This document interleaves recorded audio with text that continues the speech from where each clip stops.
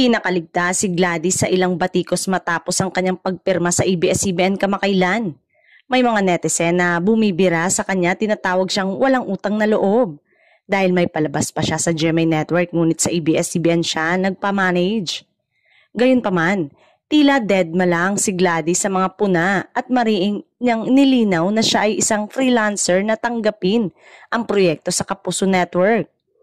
Para sa aktres, ang pagiging freelance ay nangangahulugang bukas siya sa anumang oportunidad, anumang network pa man ang magbigay ng proyekto.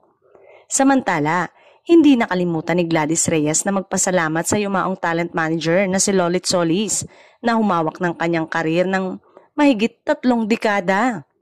Ngayon ay opisyal ng pumirma si Gladys sa talent arm ng ABS-CBN ngunit nilinaw niyang mananatili pa rin siya sa serye ng Kapuso Network. If you notice, ang mga nagawa kong serye not just with GMA but also with TV5 and may nagawa din akong talk show sa Net25, paliwanag ng aktres.